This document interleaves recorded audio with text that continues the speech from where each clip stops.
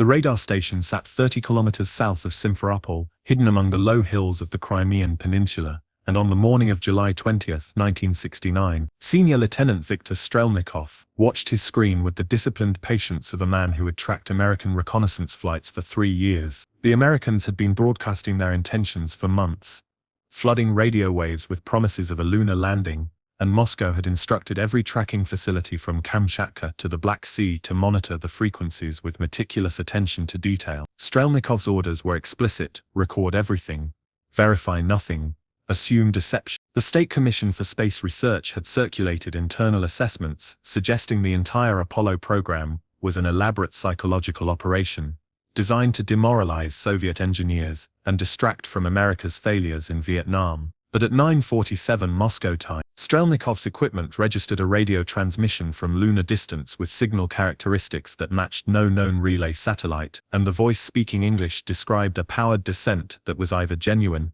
or represented a level of theatrical commitment that seemed irrational even for the American. The transmission quality was extraordinary, far clearer than Soviet lunar probes achieved at similar distances, and the technical language included real-time navigation corrections that would require either an actual spacecraft executing a landing sequence or a simulation staff of hundreds working in perfect coordination. Strelnikov made careful notations in his logbook, documenting signal strength, frequency stability, Doppler shift characteristics, and the absence of relay artifacts that would indicate a near-Earth transmission being amplified and redirected. The voice reported altitude and velocity numbers in rapid sequence, and Strelnikov, who had studied English technical manuals since his academy days, recognized the pattern of genuine stress in the speaker's pronunciation. The slight acceleration of syllables that occurs when a pilot manages multiple simultaneous tasks under time pressure. Soviet cosmonauts sounded the same way during difficult docking maneuvers, and this similarity troubled him more than the technical data. At 10:17 Moscow time, the voice announced contact with the lunar surface using the phrase, "The Eagle has landed," and Strelnikov heard background voices responding with an emotional intensity that seemed impossible to fabricate. He reached for the secure telephone that connected his station to the Ministry of Defense Analytical Center in Moscow, and when the line opened, he delivered his report using the passive construction that Soviet military culture favored for uncomfortable observations. The American transmission is consistent with an actual landing event. The analyst in Moscow asked 3 specific questions about signal propagation delay, and Strelnikov provided measurements that showed a 2.6-second round-trip communication time, precisely matching the light-speed distance to lunar orbit. The analyst asked if relay trickery could produce identical characteristics, and Strelnikov answered that such deception would require transmitters positioned at lunar distance, which would itself represent a technological achievement nearly equivalent to a manned landing. The line went silent for 11 seconds, and Strelnikov could hear paper rustling and distant voices in the Moscow operations room, before the analyst responded with instructions to maintain continuous monitoring and report any inconsistencies, no matter how minor. The conversation ended without acknowledgement of what the data implied, and Strelnikov returned to his console knowing that his measurements would climb through multiple levels of military and political review, each layer adding its own interpretation, each report softening the clarity of what the instruments had recorded. He had filed thousands of tracking reports during his career, documenting American bomber flights and reconnaissance missions and satellite deployments, but he had never before transmitted data that contradicted the explicit expectations of the State Commission. The equipment showed what it showed, and the numbers did not care about ideology or political convenience. 6 hours later, when American television broadcasted images of 2 figures walking on the lunar surface, Soviet engineers gathered in monitoring facilities across 11 time zones to watch the transmission with a mixture of professional curiosity and institutional disbelief. The State Committee for Television and Radio Broadcasting had not authorized public transmission of the American footage, but scientific institutes received foreign broadcasts for analytical purposes, and word spread through informal channels that reached every major aerospace facility. By early evening Moscow time, the images showed 2 pressure-suited figures moving in 1/6 gravity, kicking up dust that fell in perfect parabolic arcs without the atmospheric dispersion that would occur on Earth, and the low horizon line visible in every frame matched the curvature mathematics of a body with the moon's diameter. Soviet film experts analyzed the footage frame by frame, searching for wire supports or slow-motion artifacts or perspective tricks that could reproduce the movement characteristics without actual lunar gravity, and they found nothing conclusive either way. The dust behavior was particularly difficult to explain through conventional filming techniques, falling with a speed and trajectory pattern that required either genuine low gravity or special effects capabilities far beyond anything Soviet cinema engineers understood. The shadows cast by rocks and equipment, all aligned with a single distant light source, consistent with unfiltered sunlight but inconsistent with studio lighting, which always produced multiple shadow angles from different lamps no matter how carefully arranged. The images troubled Soviet engineers more than the radio transmissions had, because visual evidence carried psychological weight that numerical data could not match, and because the footage showed equipment whose design reflected approaches that Soviet programs had not yet attempted. The pressure suits moved with greater flexibility than Soviet designs achieved, suggesting superior joint mechanisms or fabric technology, and the portable life support backpacks appeared more compact than equivalent Soviet units. Despite the longer mission duration Americans claimed, the lunar module visible in the background had a design philosophy that prioritized weight reduction over structural redundancy, with landing legs that looked almost fragile by Soviet engineering standards. Yet the vehicle had apparently functioned exactly as intended. Soviet spacecraft designers favored robust construction with multiple backup systems, accepting greater mass in exchange for reliability, and the American approach seemed reckless until you recognized that their launch vehicles possessed enough thrust margin to make the choice viable. The Saturn V generated 34 million newtons of thrust at liftoff, more than double the capacity of the Soviet N-1 rocket still in development, and this fundamental advantage in lifting capacity permitted American engineers to optimize their spacecraft in ways that Soviet designers could not duplicate under their mass constraints. The philosophical implications spread through Soviet aerospace institutes over the following weeks, as engineers privately processed what the landing meant for their own programs and careers. The Soviet lunar program had consumed enormous resources since 1964, employing hundreds of thousands of workers across design bureaus and manufacturing facilities and launch complexes. And the core assumption underlying every planning document was that American capabilities roughly matched Soviet capabilities, with perhaps a slight American advantage in electronics, and a slight Soviet advantage in rocket thrust. This assumption of near equivalence had shaped every major decision, from spacecraft architecture to mission timelines to cosmonauts training protocols, and it was now demonstrably incorrect. The Americans had not merely edged ahead through incremental improvements. They had achieved a comprehensive systems integration advantage that touched every aspect of the program, from guidance computers to communications networks to mission control procedures. Soviet engineers had anticipated competing with American technology and had built their strategies around catching up in specific areas where the Americans led. But the Apollo landing revealed something more difficult to overcome: a systemic organizational capability that turned engineering talent and industrial resources into functional hardware faster than the Soviet system could match. The Central Committee of the Communist Party had received preliminary reports about Apollo's progress throughout 1968 and early 1969, but the political leadership had consistently interpreted these reports through the framework of competitive parity that had governed Cold War assessments since the mid-1950s. Soviet intelligence services had provided extensive documentation of American aerospace developments, including detailed specifications of the Saturn V vehicle and reasonably accurate assessments of Apollo spacecraft capabilities.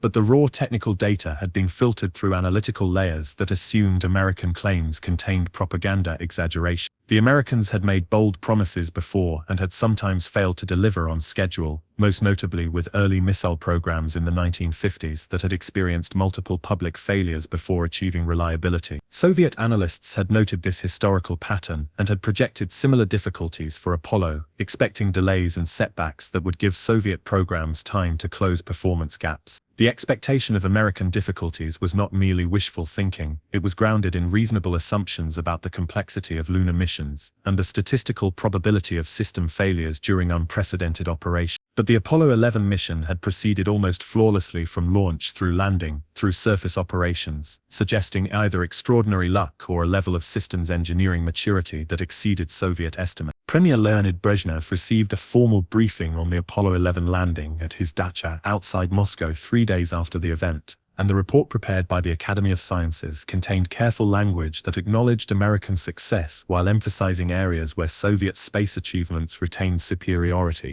The document noted that the Soviet Union had been first to orbit Earth, first to send a human to space, first to conduct a spacewalk, first to achieve a soft landing on the moon with unmanned probes, and first to return lunar soil samples to Earth through robotic mission. These accomplishments were genuine and represented significant technical achievements that had often preceded American equivalents by months or years, and the Academy report used this historical record to frame the Apollo landing as one success within a larger competitive context, rather than a definitive demonstration of American superiority. The framing was politically necessary because Soviet propaganda had invested enormous effort in promoting space achievements as evidence of socialism's advantages over capitalism, and a narrative of comprehensive American victory would undermine domestic and international messaging that the party considered strategically vital. Brezhnev asked specific questions about whether the landing was genuine, and the Academy representatives provided their assessment that the technical evidence strongly supported the authenticity of the event, though they noted that absolute certainty would require physical verification that was not yet available. The conversation that followed addressed the future of Soviet lunar programs,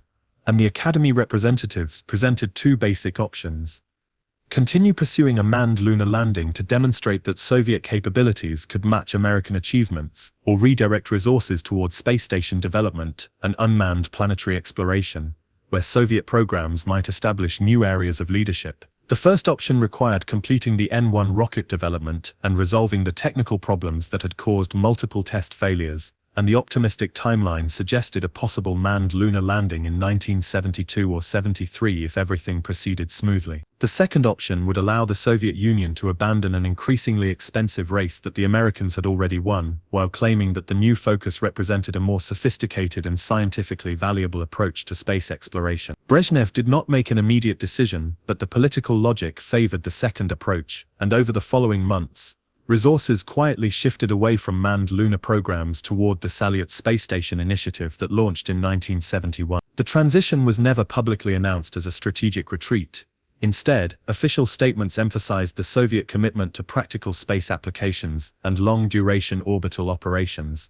framing the change as a forward-looking choice rather than a response to American success. The Apollo 12 mission launched on November 14, 1969, and the second successful lunar landing 21 days after the first mission eliminated any remaining technical arguments that Apollo 11 might have been a fortunate anomaly. Soviet tracking stations monitored the entire mission with the same careful attention they had devoted to Apollo 11, and the data showed even better performance than the first landing, with more precise navigation and more extensive surface operations during two separate moonwalks. The crew collected samples from multiple locations around the landing site and retrieved components from the Surveyor 3 probe that had landed 31 months earlier, providing physical evidence of their precise landing location that would later be available for verification. The Surveyor component recovery was particularly significant from an intelligence verification perspective, because the retrieved parts showed the effects of long-term exposure to the lunar environment and could be examined by any nation with appropriate diplomatic access to American space program facilities. Soviet scientists did not receive direct access to the Surveyor parts, but the detailed technical descriptions published in American journals matched the expected effects of lunar surface exposure, adding another layer of corroborating evidence to support the landing's authenticity. The pattern of successful landings continued into 1970, with Apollo 13's launch on April 11th, though that mission never reached the lunar surface after an oxygen tank explosion. 55 hours into the flight, disabled the command module's primary life support systems. Soviet tracking facilities monitored the emergency return trajectory with professional interest, and engineers noted the innovative use of the lunar module as a lifeboat for the three-man crew during the 4-day return to Earth. The mission was technically a failure by its primary objectives, but demonstrated emergency procedures and crew training effectiveness that impressed observers on both sides of the Cold War divide, and the successful crew recovery under severe system failures validated the redundancy philosophy that American engineers had built into Apollo's architecture. Soviet spacecraft designers studied the publicly available accounts of the Apollo 13 emergency response, and some engineers privately acknowledged that the American approach to emergency planning appeared more comprehensive than equivalent Soviet procedures, with more detailed contingency protocols and better real-time problem-solving capabilities in mission control. The comparison was uncomfortable because it suggested that American advantages extended beyond hardware performance into operational culture and systems thinking, areas that were more difficult to replicate through industrial investment or technology transfer. Colonel Georgy Shonin sat in the Cosmonaut Training Center outside Moscow in June of 1970, reviewing flight readiness reports for missions that would probably never occur, and the institutional frustration was visible in the careful language of documents that described lunar landing procedures for spacecraft, still years from completion. Shonin had flown a successful Soyuz mission in October of 1969, and he had been assigned to the lunar landing program with the expectation of commanding a moon mission in the early 1970s. But the political and technical realities had shifted faster than official program schedules acknowledged. The N-1 rocket had failed on 4 consecutive test flights, and the design bureaus were requesting another 18 months of development time before attempting the next launch, and the Americans had already landed 3 successful crews on the lunar surface, with preparations underway for additional missions scheduled through 1972. The mathematical reality was straightforward. Even if the N-1 succeeded on its next attempt, and even if the lunar orbital module performed flawlessly, and even if everything proceeded on the optimistic timeline, the Soviet Union would land cosmonauts on the moon years after the Americans had already demonstrated routine access to the lunar surface. The achievement would still be technically impressive, but it would carry none of the political significance that had justified the program's enormous costs, and the leadership was clearly losing enthusiasm for a race they had already lost. Shonin's training continued through the summer of 1970 with progressively less urgency, and the schedules that had once demanded 6-day work weeks gradually relaxed as resources shifted toward the Salyut program and unmanned planetary missions. The training documents still officially described preparations for lunar operations, but the scenarios became more abstract and less connected to actual hardware development, and cosmonauts recognized the signs of a program entering bureaucratic hibernation. The Soviet system rarely cancelled major initiatives through explicit decisions. Instead, programs faded through resource starvation and shifting priorities, while official plans remained nominally active to avoid the political embarrassment of public failure. The lunar landing program followed this pattern, maintaining a theoretical existence for several more years, while actual funding and personnel gradually migrated to other projects that offered better prospects for demonstrable success. Shonin eventually transferred to other assignments, and his training records remained in the archives as documentation of a mission profile that Soviet cosmonauts had studied extensively but never flown. The American landing program continued with mechanical regularity that emphasized the industrial capacity and systems maturity that the Soviet Union had failed to match. Despite comparable investments in financial and human resources, Apollo 14 landed in February of 1971, and Apollo 15 followed in July of that year, and each mission demonstrated incremental improvements in equipment and procedures that pushed operational boundaries further from the initial Apollo 11 capabilities. The lunar rover deployed on Apollo 15 extended exploration range from hundreds of meters to several kilometers, and the extended surface stay times on later missions reached nearly 75 hours compared to Apollo 11's 21 hours on the lunar surface. Soviet engineers watched these developments through technical journals and television broadcasts, and the consistent pattern of success reinforced the assessment that American aerospace capabilities had reached a level of maturity that would be difficult to match within the current decade. The technical gap was not merely a matter of specific components or individual technologies. It reflected comprehensive advantages in guidance systems, communications networks, life support reliability, and mission planning procedures that touched every aspect of complex space operation. The psychological impact of the Apollo landings rippled through Soviet aerospace communities in ways that were difficult to quantify but clearly visible in the tone and content of internal discussions about future programs. Engineers who had built their careers on the assumption of Soviet technological leadership found themselves re-evaluating fundamental assessments about their nation's capabilities relative to American systems, and the cognitive adjustment was particularly difficult for specialists who had direct knowledge of how much effort and resources Soviet programs required to achieve results that Americans seemed to produce with less visible strain. The Soviet N-1 rocket had consumed enormous development resources and had failed 4 times,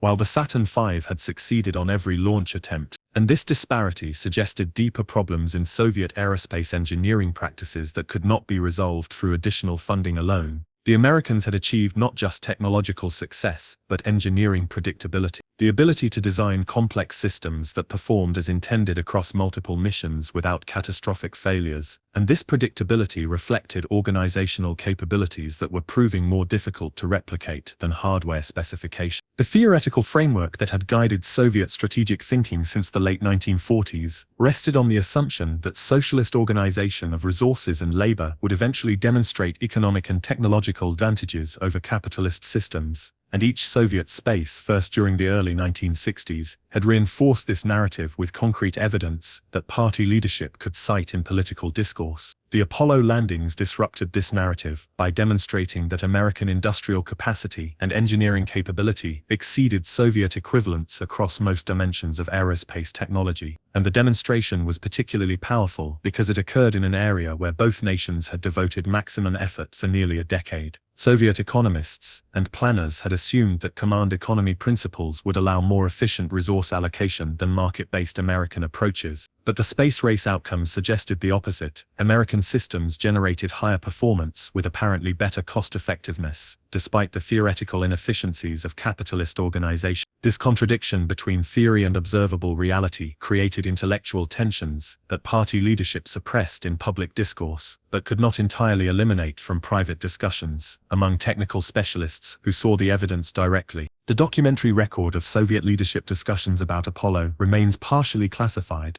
but statements from officials who later emigrated suggest that reactions within the Central Committee ranged from genuine shock among those who had believed Soviet propaganda about American weaknesses, to pragmatic acceptance among those who had maintained more realistic assessments of the strategic balance. Dmitry Ustinov, who supervised defense industries as Central Committee Secretary, reportedly described the Apollo program as evidence that American aerospace engineering had reached a level of systems integration that Soviet programs would require years to match, and he advocated redirecting space resources toward military applications where Soviet capabilities maintained closer parity with American systems. The military space programs, including reconnaissance satellites and electronic intelligence platforms, offered more immediate strategic value than symbolic lunar missions, and they operated in domains where Soviet designers had accumulated decades of practical experience without the enormous technical challenges that lunar operations required. The strategic logic favored this redirection, and the party leadership approved program changes that reflected these priorities even as public statements continued to describe the Soviet commitment to comprehensive space leadership. Vladimir Chelomey, chief designer of the Proton rocket and several spacecraft programs, had argued since the mid-1960s that Soviet space strategy should emphasize unmanned systems and space stations rather than attempting to match American manned lunar capabilities,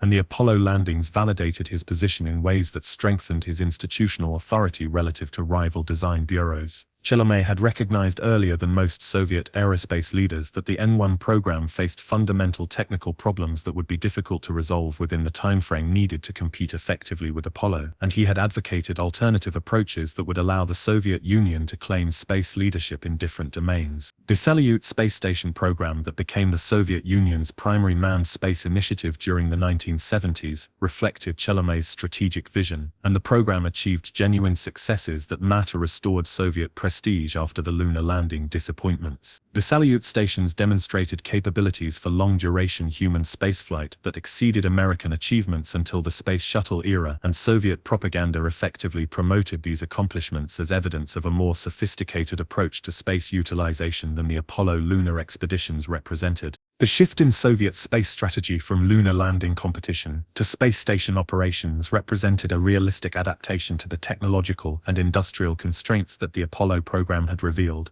but it also represented an acknowledgement that the Soviet system had lost the most visible dimension of the space race, despite enormous resource commitments. The financial costs of Soviet space programs during the 1960s were never fully disclosed, but Western intelligence estimates suggested expenditures comparable to the approximately $24 billion that the United States spent on Apollo, representing a significantly larger fraction of Soviet economic output than the American investment consumed. The Soviet Union had devoted comparable resources and had mobilized its industrial capacity towards space achievements with the same priority that the United States applied to Apollo, yet had failed to match American results in the most prestigious category of space activity. This outcome raised fundamental questions about the efficiency and effectiveness of Soviet economic and technical systems that party leadership could not answer without challenging core ideological assumptions about socialist organization. The technical factors that contributed to American success in the space race included several elements that reflected broader systemic differences between the two nations' approach to complex engineering projects. American aerospace companies maintained stronger connections to university research programs than Soviet design bureaus achieved, and this academic integration provided access to theoretical advances and analytical techniques that could be rapidly incorporated into hardware development. The American computer industry was producing increasingly capable guidance systems that were physically smaller and more reliable than equivalent Soviet computers, and this electronics advantage translated directly into spacecraft performance capabilities that Soviet designers could not match with their available components. American manufacturing facilities achieved tighter quality control and more consistent production standards than Soviet factories maintained, and these quality differences affected system reliability in ways that became critical during complex missions with multiple sequential operations. The cumulative effect of these advantages across multiple domains meant that American spacecraft could be lighter, more capable, and more reliable than Soviet equivalents, and these differences compounded through system integration to produce the performance gaps that the Apollo program demonstrated. The organizational culture of American aerospace programs also contributed to performance advantages in ways that were difficult for Soviet observers to fully appreciate from external analysis. NASA's mission control procedures emphasized real-time problem-solving and distributed decision authority among technical specialists who could respond rapidly to unexpected situations without requiring approval from multiple hierarchical layers. And this operational flexibility proved critical during the Apollo 13 emergency and other incidents where rapid response prevented mission failures. Soviet space operations maintained more rigid command structures that required higher-level approval for significant procedural changes, and this hierarchical approach introduced delays that could be fatal during time-critical emergencies. The cultural difference reflected broader patterns in the two societies. American institutions generally permitted more individual initiative and decentralized decision-making than Soviet organizations allowed, and these cultural patterns shaped aerospace programs along with every other domain of institutional activity. Soviet engineers were individually talented and scientifically sophisticated,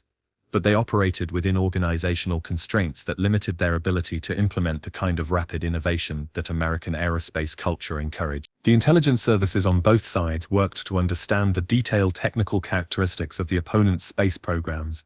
and the CIA maintained extensive collection efforts against Soviet aerospace facilities throughout the 1960s. American reconnaissance satellites photographed Soviet launch facilities and manufacturing plants with resolution sufficient to identify specific vehicle types and count production units, and signals intelligence programs monitored Soviet radio communications during launches and tests to extract telemetry data and performance information. The collected intelligence gave American analysts a reasonably accurate understanding of Soviet capabilities and limitations, and these assessments informed NASA planning and helped calibrate American programs to maintain technological leads in critical areas. Soviet intelligence services conducted equivalent collection efforts against American facilities, but the relative openness of American society meant that much information about Apollo was available through public channels including congressional testimony, technical journals, and news media coverage. The asymmetry in information availability was itself a strategic factor. American engineers could access detailed published information about their programs and build on collective knowledge that was widely distributed, while Soviet engineers worked under security restrictions that limited information sharing even among different design bureaus working on related problems. The propaganda dimensions of the space race were always central to both nations' strategic calculations, and the Apollo landings represented a decisive American victory in the competition for international prestige and influence that had motivated much of the Cold War space spending. The United States had committed to the lunar landing goal in 1961, partly in response to Soviet space achievements that were generating international admiration and suggesting Soviet technological superiority, and the successful accomplishment of that goal reversed the propaganda balance in ways that affected diplomatic relationships and alliance commitments throughout the Cold War. Developing nations that had seen Soviet space firsts as evidence that socialism offered faster paths to modernization now witnessed American achievements that demonstrated Western technological advantages, and this shift in perception affected political alignments and economic partnerships in regions where both superpowers competed for influence. The propaganda value of the moon landings extended beyond the immediate impact of the missions themselves because the visible evidence of American aerospace capabilities provided tangible support for broader claims about Western economic and technological advantages that affected Cold War ideological competition across multiple domains. The Soviet response to Apollo's propaganda challenge involved a complex mixture of dismissal, reframing, and deflection that attempted to minimize the significance of American achievements while promoting alternative Soviet accomplishments. Official Soviet media provided limited coverage of Apollo missions, and the coverage that appeared emphasized the scientific aspects of the missions rather than the prestige dimensions, framing the landings as interesting technical exercises rather than transformative achievements. Soviet commentators promoted the space station program as evidence of a more mature and practical approach to space utilization, arguing that long-duration orbital operations offered greater scientific value than brief lunar expeditions that produce primarily symbolic benefits. This framing contained some legitimate technical arguments because space stations did enable types of research and observation that short-duration missions could not accomplish, but the argument was clearly designed to rationalize Soviet program choices after losing the lunar landing competition. The reframing was partially successful within Soviet domestic audiences that had limited access to Western media, but international observers recognized the propaganda nature of Soviet claims and generally assessed Apollo as the more significant achievement regardless of how Soviet officials characterized their own program. The long-term consequences of the Apollo program extended well beyond the immediate space race competition because the technological and industrial capabilities that NASA developed during the lunar missions provided foundations for subsequent aerospace programs that maintained American advantages through the remainder of the Cold War. The guidance systems, communications technologies, material science advances, and systems engineering methodologies that Apollo required all found applications in military and commercial programs that generated strategic benefits for decades after the last lunar landing in 1972. The training of engineers and development of industrial facilities created human capital and infrastructure that supported subsequent programs, including the Space Shuttle and military aerospace projects, and these persistent advantages meant that the Apollo investment produced returns that continued long after the specific lunar missions ended. Soviet space programs achieved important accomplishments during the 1970s and 80s, including successful space station operations and unmanned planetary exploration, but they never overcame the comprehensive performance gaps that the Apollo landings had revealed, and the Soviet Union remained in second position across most dimensions of aerospace capability throughout the remainder of the Cold War. The human dimension of the Apollo achievement extended beyond the 12 men who walked on the lunar surface to include the approximately 400,000 workers across thousands of contractors and facilities who contributed specialized components and expertise to the program. This massive industrial mobilization demonstrated American capacity to organize complex technical projects on unprecedented scales and the coordination among diverse organizations working toward unified objectives, revealed systemic capabilities that the Soviet command economy claimed as advantages but failed to demonstrate with equivalent effectiveness. American aerospace companies maintained competitive relationships that incentivized performance and innovation, yet they cooperated through NASA's program management to integrate their components into functional systems that achieved mission objectives. Soviet design bureaus operated under central planning that was supposed to eliminate coordination problems through administrative authority, yet they struggled with persistent rivalry and communication barriers that degraded system integration and delayed program schedules. The contrast suggested that market-based competition combined with strategic coordination could produce better results than centralized planning in domains requiring rapid innovation and complex system integration. The philosophical meaning of Apollo's success centered on what the achievement revealed about the relationship between political systems and technological capability during the historical moment when the Cold War competition was most intense. The Soviet Union had claimed that socialist organization of science and industry would demonstrate superiority over capitalist approaches, and the space race was explicitly framed by both sides as a test of these competing systems' capabilities. The outcome suggested that Western systems of economic organization, political governance, and cultural values produced technological achievements more effectively than Soviet alternatives, despite the theoretical inefficiencies that socialist theory attributed to capitalism. This conclusion had implications beyond aerospace programs because it undermined the foundational narrative that had justified Soviet political control and economic planning since the Bolshevik Revolution. The party leadership could suppress domestic discussion of these implications and could maintain ideological claims through propaganda control, but they could not alter the fundamental reality that the technological competition had produced results contrary to Marxist-Leninist predictions about historical development. The collapse of the Soviet Union 22 years after the Apollo 11 landing had multiple causes, including economic stagnation, political rigidity, ethnic tensions, and the accumulated costs of military competition. But the technological demonstration that Apollo represented contributed to the longer process of institutional decay that ultimately produced system failure. The visible evidence that American aerospace capabilities exceeded Soviet equivalents despite comparable resource investments raised questions about Soviet economic efficiency and organizational effectiveness that eroded confidence in the system among both technical elites and general populations. The questions were particularly corrosive because they came from observable performance differences rather than ideological arguments, and engineers and scientists who saw the technical evidence could not dismiss the implications through political rhetoric. The erosion of confidence in Soviet capabilities proceeded gradually through the 1970s and 80s, but it was relentless and cumulative, and Apollo contributed to the process by demonstrating that the West had achieved technological maturity that the Soviet system could not match despite its claims of superior organization. The moon missions remain the most visible symbol of American Cold War technological achievement because they produced images and experiences that transcended technical complexity and touched human imagination in ways that missiles and satellites could not match. The photographs of Earth rising over the lunar horizon, the footage of astronauts walking across an alien landscape, and the rocks returned from another world all provided tangible evidence of accomplishment that registered emotionally as well as intellectually. Soviet achievements in space were genuine and often preceded American equivalents in specific categories, but they never produced an equivalent moment of universal recognition that altered humanity's relationship with space. The Apollo landings accomplished that transformation, and the achievement belonged primarily to the United States and the thousands of Americans who built the program, and the accomplishment validated the broader American claim that Western civilization had reached a level of technical sophistication that represented genuine progress in humanity's capabilities, rather than merely another phase in cyclical historical pattern. The engineers who built Apollo succeeded not because they worked harder than their Soviet counterparts or possessed greater individual intelligence, but because they operated within systems that more effectively converted human talent and material resources into functional technology. These systems included university research programs that encouraged fundamental investigation, industrial companies that competed for performance while sharing technical standards, government agencies that coordinated without excessive centralization, and cultural values that rewarded innovation and tolerated the failures necessary for rapid learning.